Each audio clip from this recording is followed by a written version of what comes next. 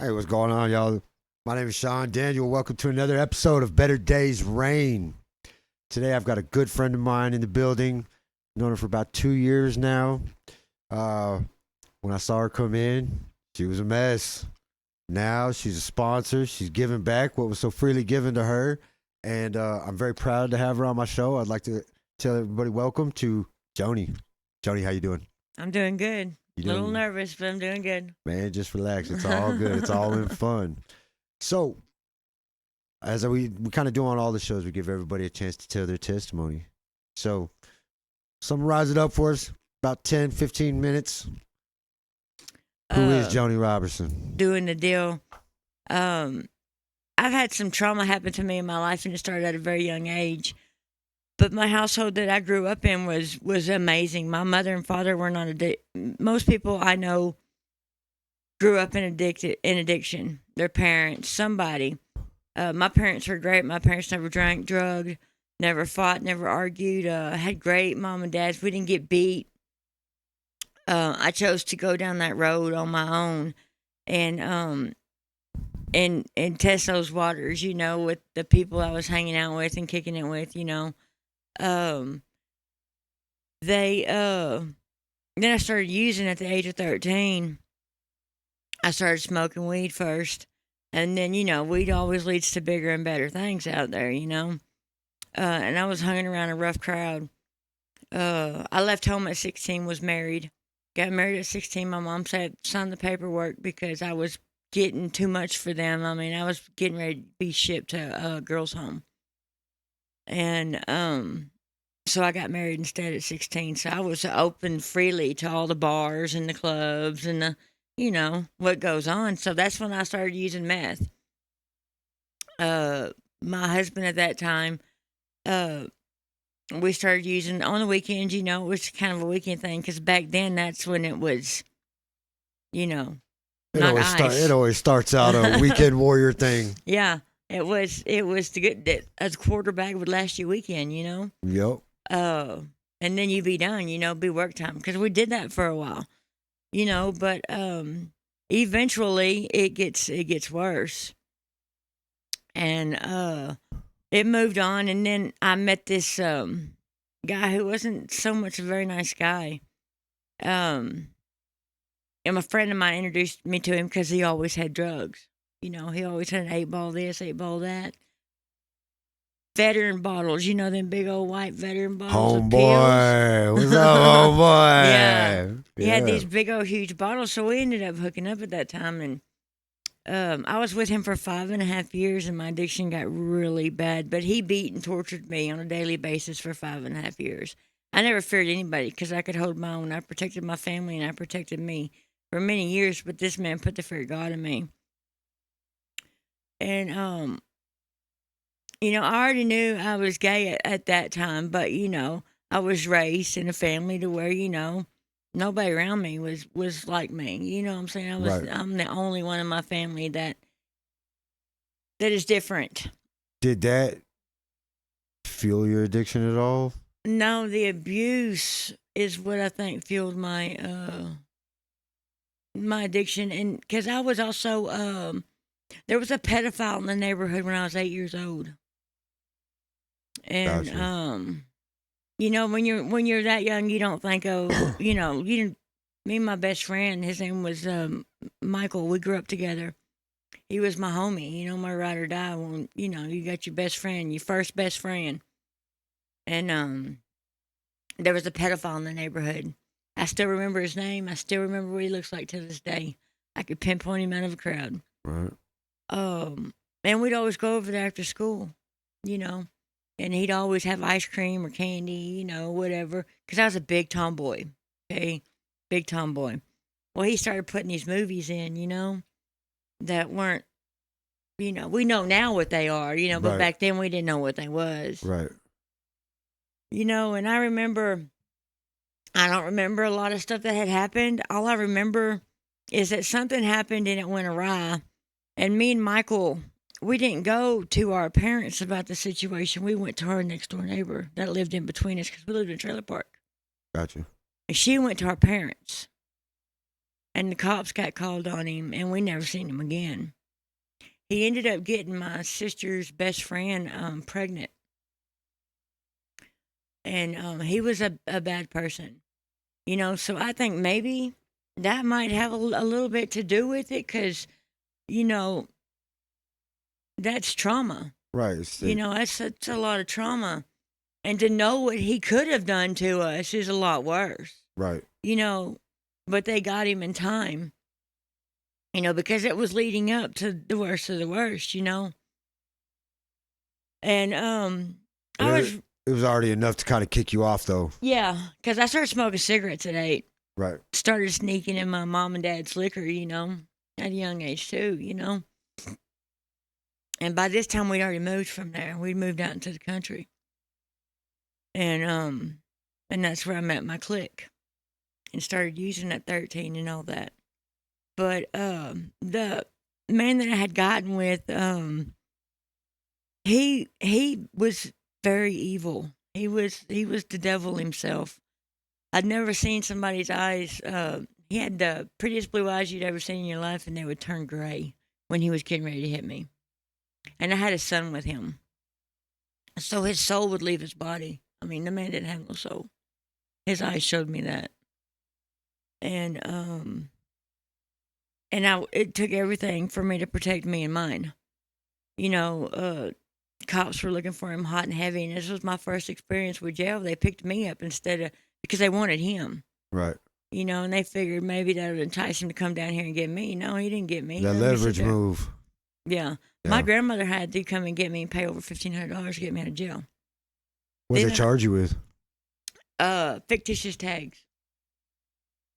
Fake tags? Yeah. Were they fake tags? No. No? No. So, I mean, I didn't drive his truck that often. Oh, so you were driving his vehicle? Yeah. Gotcha. I was in his truck. And they pulled me over instantly. And well, when my grandmother came and paid to get me out, we drove over to where he worked, and his sister ran out the back door with my son.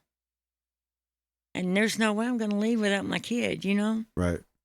So I had to very rudely, unfortunately, tell my grandmother to leave, you know, because she was making the situation a lot worse, because I was the one that was coming to deal with the situation when I got home. Right. Or when he got home. So my grandmother left, and it all started, you know, I never really stopped using, you know, it was just and then I remember he beat me so bad. We had a roommate, and he'd known me since I was a little kid, our roommate. And he attacked me. He swore up and down that I was cooking dope, you know, which I don't know nothing about that, you know. And he attacked me. And I was actually sleeping, and he woke me up out of a dead sleep, beating my ass. And we had a very small bedroom, and my baby was in the bed asleep. And I was able to get past him for a split second, but then back then I had real long hair. He grabbed my hair and dragged me down the hallway. Well, by that time, we flipped over the couch because he threw me on the couch, and he almost killed me. He had choked me out so bad that finally our roommate come out of the room and got him off of me. He saved my life, and I was able to run. This was before cell phones. Right. And I was able to run out the front door and run to the neighbor's house and call 911.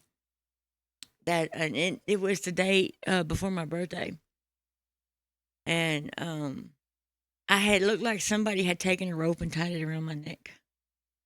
My parents came over the next day, and they weren't aware of the situation, you know, and it's summertime, you know, my birthday's in April. You know, it's not that cold, you know, so I had to wear a turtleneck so my dad wouldn't see it. And, well, that's the way he was and all that, and I told him, you know, and I didn't tell him what for, you know, because Rob was always hiding me from my family. Yeah. My family never could find me, because when they would, he'd move me away. Right. Well, I put up with that for 5.5 years. So finally I'd had enough. Let me ask you something. So you put up with 5.5 years.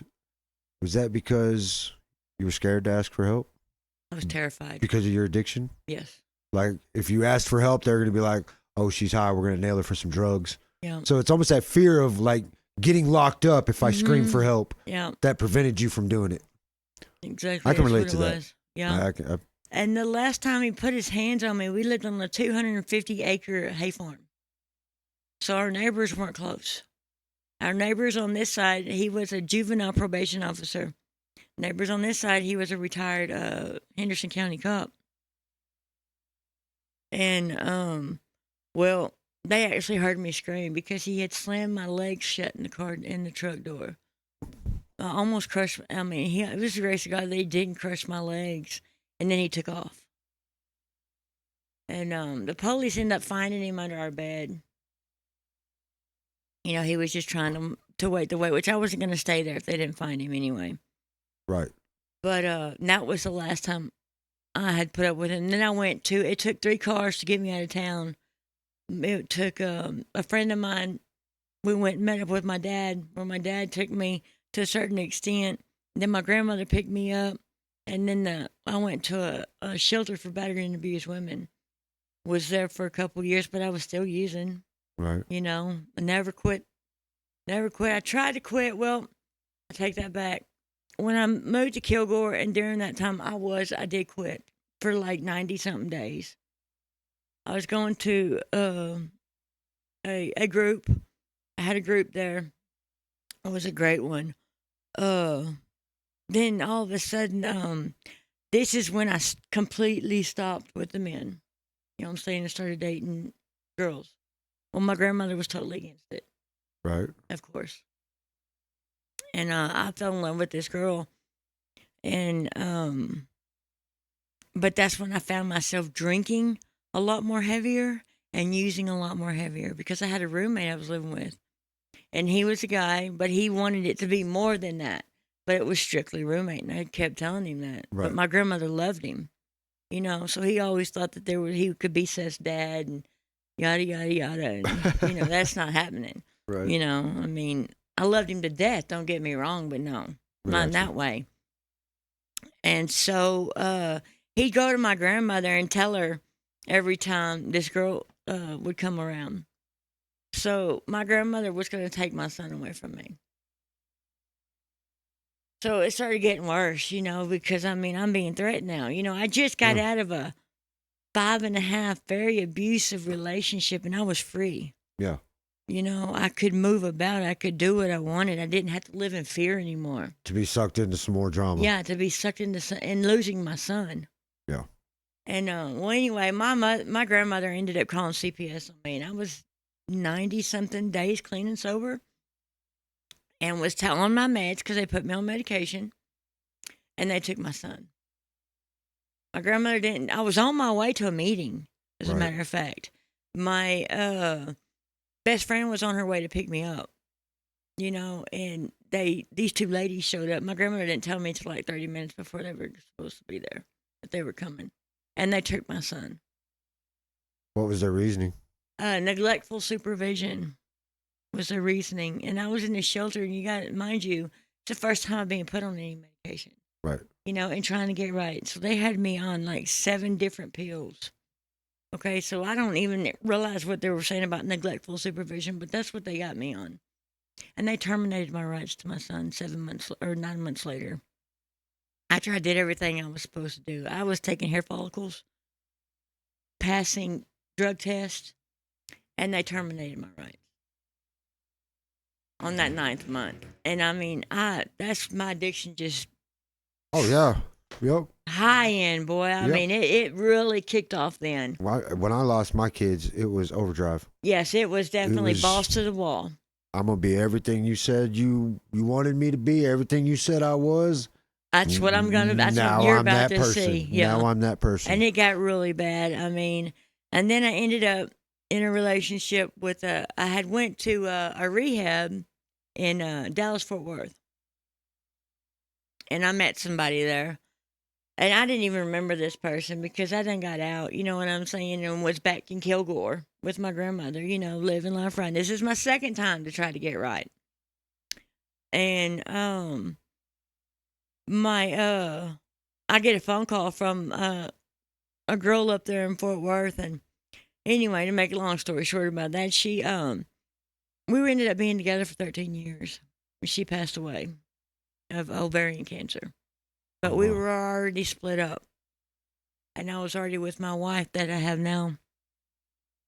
And but we had a past. Right. Like, I mean, not a good one.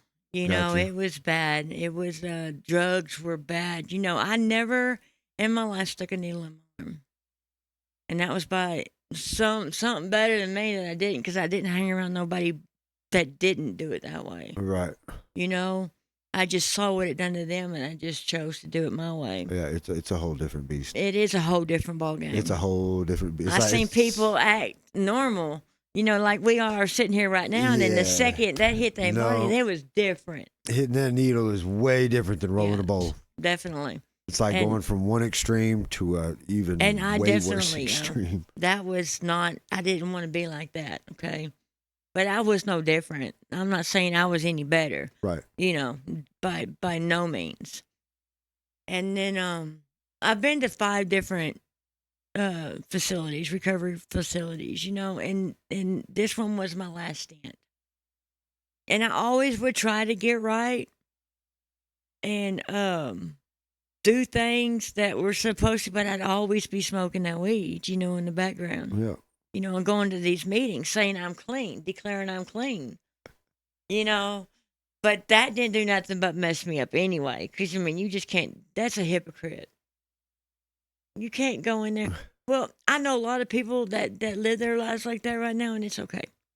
It's because it's whatever works for them. You know, and I think when it really boils down to it, it's like, do what you do, right? Like alcohol, weed. Now, the harder stuff, I'm against all the way. Totally. But alcohol and weed, look, if you can do it responsibly and have control over your life and be fulfilled and everything be good, I can't say anything. Right. I'm just not one of those people. Right. I can't do those things responsibly. Right. You know what I mean? I will run my life smooth into the ground quicker than you can imagine. Right. But and then, you know, the thing here, here's where the story gets crazy. You know, I moved to Amarillo. I've been in Amarillo almost 9 years. Because me and my wife will be married 9 years this year. Congratulations, by the way. Thank you. And shouldn't even have the privilege of being with my wife, but I do. But she came and picked me up in Fort Worth. And she's a normie. Never used, never drank, never drugged, nothing. Doesn't have a traffic violation, never been in jail, never been in trouble with the police. Motorcycle cops will pull her over here in Amarillo and let her go. That's kind of yeah. My wife's the same way. Yeah, it's crazy. Night and day. You know, it's crazy. Yeah, definitely. People ask me still to this day, how in the heck did you and your wife get together? God. It was meant to be. Yeah, I see that God. now. Yeah. Totally God. That's it. It's You God. know, it was God, and I'm blessed, very blessed today for my wife, because I mean, I left her for 3 years. You know, I was using behind her back for the whole time we've been together. Right. You know, and she didn't have a clue because she doesn't know what signs are. She doesn't know what to look for. No. You know, and I went and lived in the middle of a field with a bunch of crazy people. You know, watching, I mean, our lives just crumble. You know, we were living in hell. It was definitely that. You know, it's funny looking back on some of that stuff. I did the same stuff, right? Tent cities, things like that. Yeah. You know, in that moment, oh, it's cool. I'm free. I'm doing what I want to do. I'm Right. I'm in that moment, right? Where it's Yeah. just like, I'm good. But looking back, I'm just like, not okay. No. It's not okay. Like, I look at some past pictures and I'm just like, where I just thought I was the ish.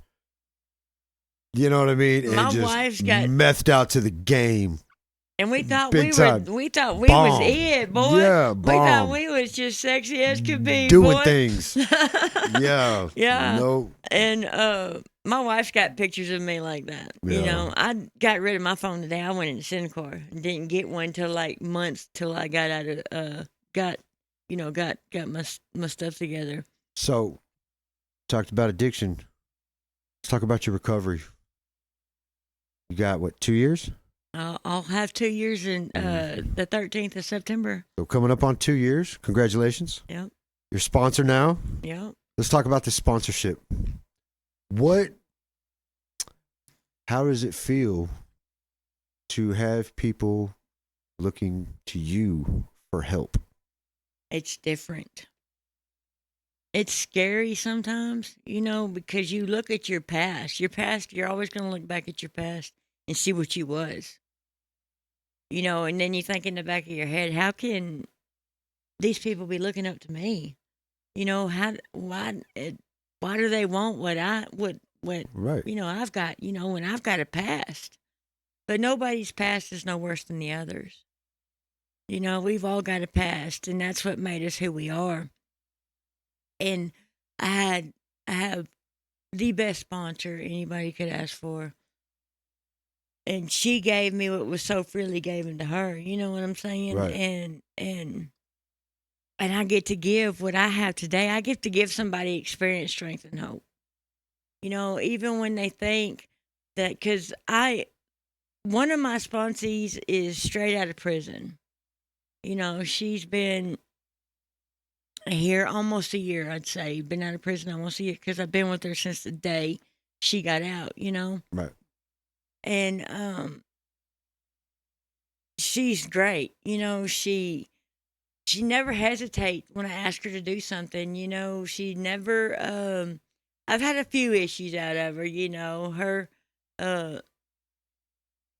Couple people have called me, and told me some things that was going on, and I've had to, deal with them. But that's part of what we're going through. Yeah. That's part of recovery.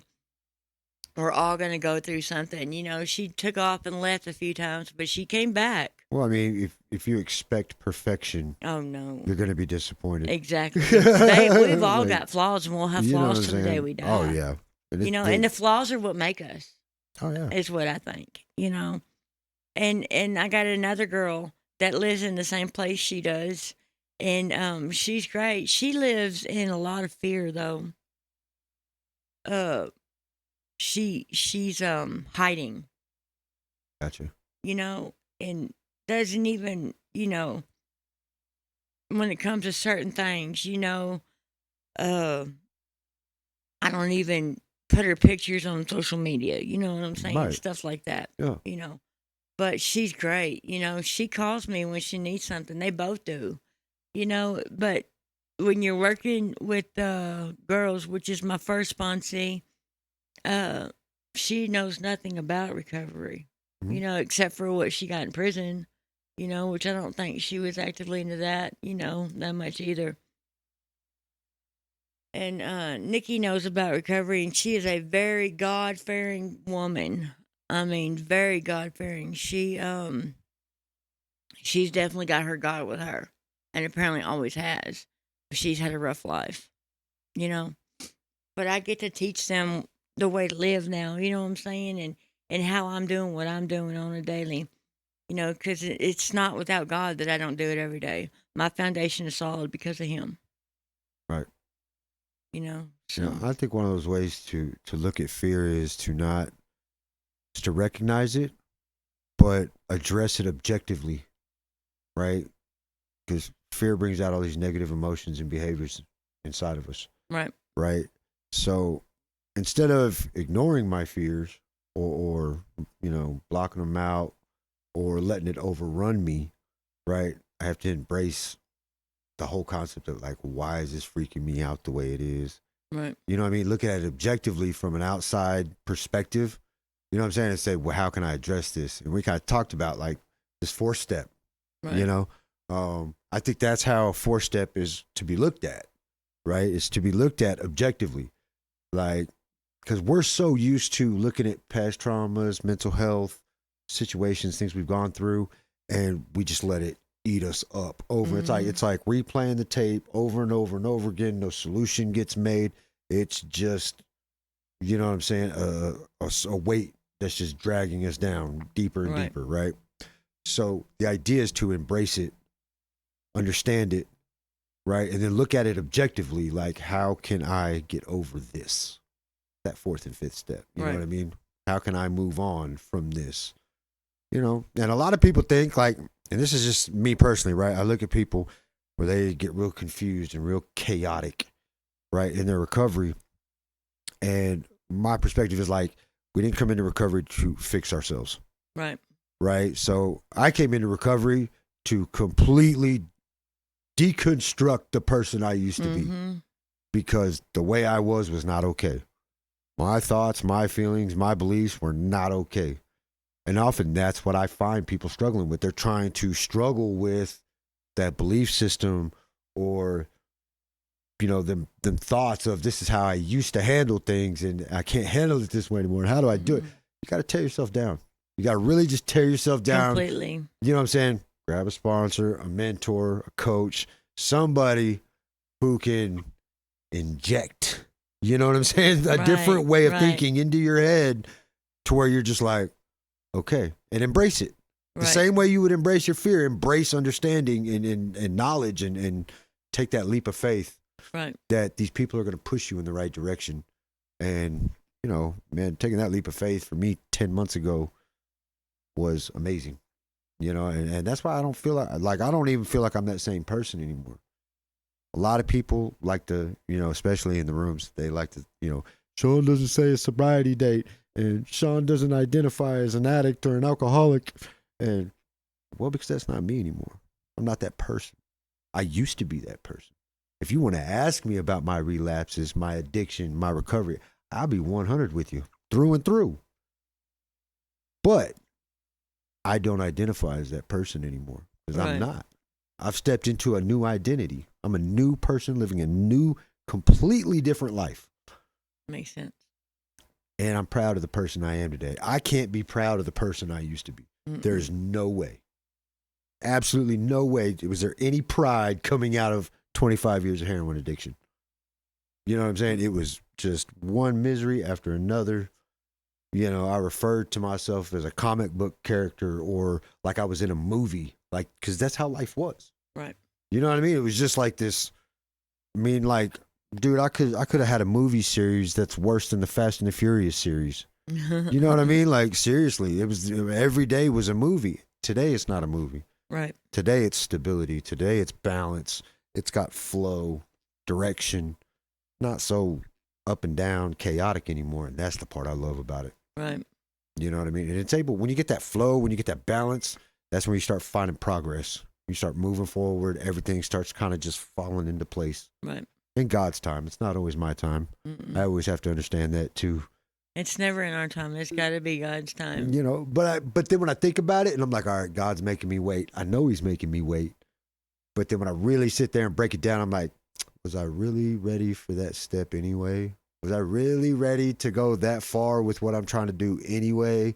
And I can almost always find a point where I'm like, it's a good thing he made me wait. You know what I mean? Like, Right. so, you know, I love recovery today. You know what I'm saying? It's pretty much my whole life. It's turning into, it's pretty much mine now. I mean, my wife sees the growth in me, you know, from the person I used to be to the person I am now. Because, I mean, I never was completely and totally honest with her, you know, about anything. But now she can ask me anything and I'm an open book.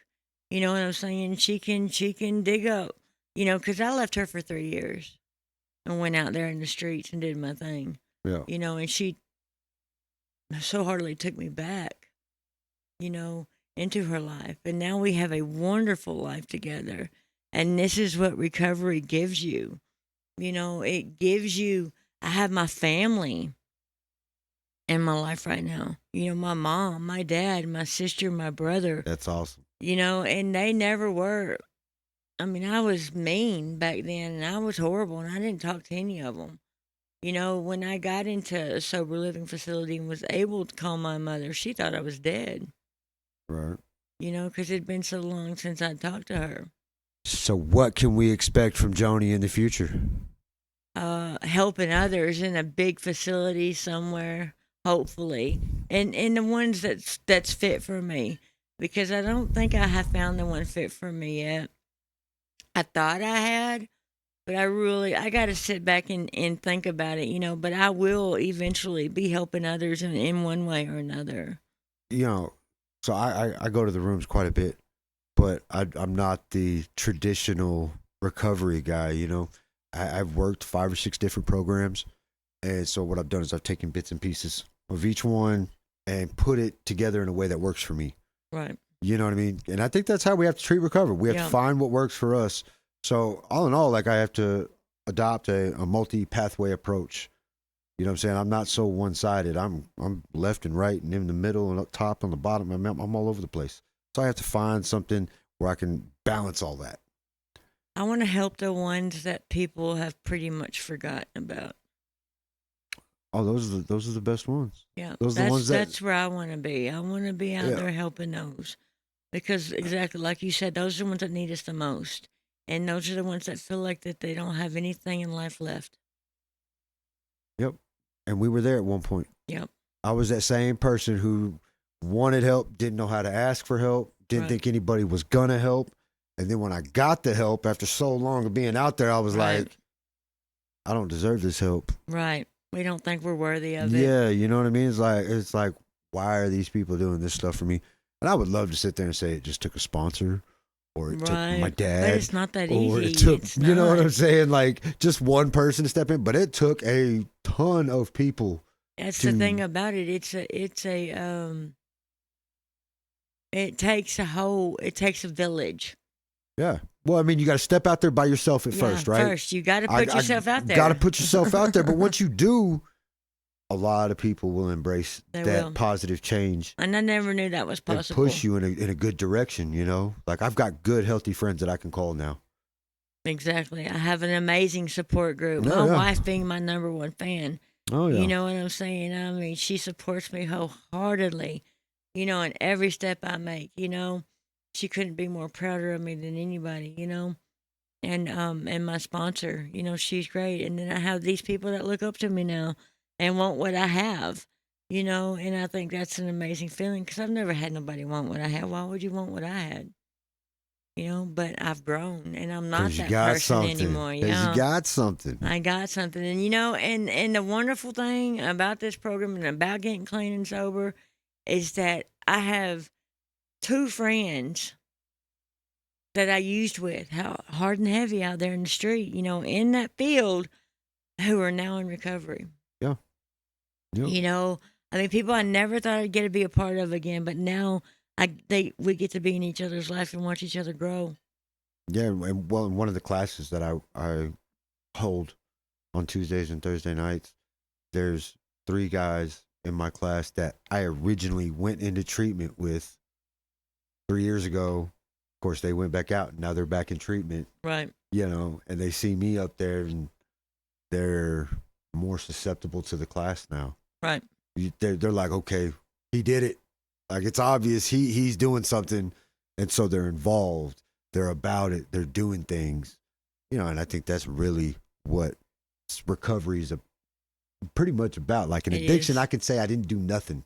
Right. I got high a lot. That's it. You know what I mean? Like it's an everyday thing. I got high a lot. Yeah. And you put just as much energy into going and getting that high Oh, yeah. that we do in life now. Yeah. And today you just do stuff. Yeah. You know what I'm saying? What keeps me sober? Doing stuff. Yeah. It was really easy to go get high when the bad outweighed the good. Right. It's really easy to look at all that, right? Right. But when you flip the scale and you put so much good in your life that outweighs the bad, makes it a whole lot easier. Makes I it like being a part of now more than not being a part of. to be in the focus. Yeah. Oh yeah. Yeah. And that's I how like being a part of. that's how I am every day. If I Right. start stressing out about my situation, I'm like, nope, got to go do something. Got to go to a meeting. I got to go help somebody. Right. Work on something. I got to do something other than myself because I will freak myself out right here, right now. And that's the cool thing is that, me being in my recovery, I get to be a part of treatment. I get to take meetings to facilities and help other people that are, not yet out here in this world, Yep. to deal with what they're dealing, to deal with what they have to deal with, and that's amazing. And that's all God. It's all It God. is. It is. I have an understanding that God works through people, right? And in this last 10 months, God has done a whole lot of pouring into me through people. And so it's only right I do the same. Right. You know what I mean?